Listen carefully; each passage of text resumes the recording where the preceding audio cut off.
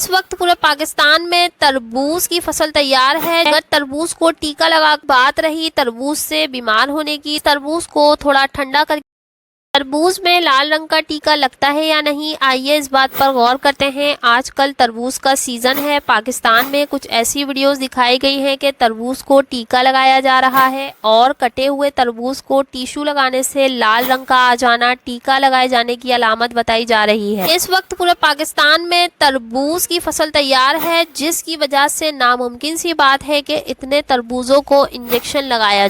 जबकि तरबूज का सीजन जब शुरू हुआ तो कुछ वाकयात लाजमी हुए थे, क्योंकि मार्केट में फसल तैयार ना होने की वजह से तरबूज मार्केट में कम था। अगर तरबूज को टीका लगाकर 2 से 3 घंटे छोड़ दिया जाए तो तरबूज तो वैसे ही गलना शुरू हो जाएगा। ये महज एक फजूल किस्म का प्रोपेगेंडा है। तक बात रही तरबूज से बीमार होने की, तो तरबूज को बहुत ज्यादा खा लेने से पेट में गैस और उफारा जैसे मसाइल होते हैं और बाज लोगों को मतली भी हो सकती है। इसलिए रोजाना 1 से 2 कप तरबूज जरूर खाएं। तरबूज मौसम गर्मा का निहायत लजीज और ग़िज़ाइयत से भरपूर फल है। इस मौसम में इसका इस्तेमाल आपको तंदुरुस्त रखता है, आपके जिस्म में पानी की कमी को पूरा करता है। बस तरबूज को थोड़ा ठंडा करके खाएं और इसका पानी जरूर पिएं। इसको खाना और इसका पानी, बीज वगैरह सेहत के लिए और बीमारियों से निजात के लिए बेहद फायदेमंद है। सोशल मीडिया पर वायरल इंजेक्शन वाले तरबूज का प्रोपेगेंडा गलत है। तरबूज के साथ 2 नंबरी नहीं हो सकती। अगर तरबूज को टीका भी लगा दे तो छिलका कैसे बचाएंगे, ये बिल्कुल नामुमकिन है। सेहत से मुतालिक मालूमात जानने के लिए हमारे चैनल के साथ जुड़े रहिए।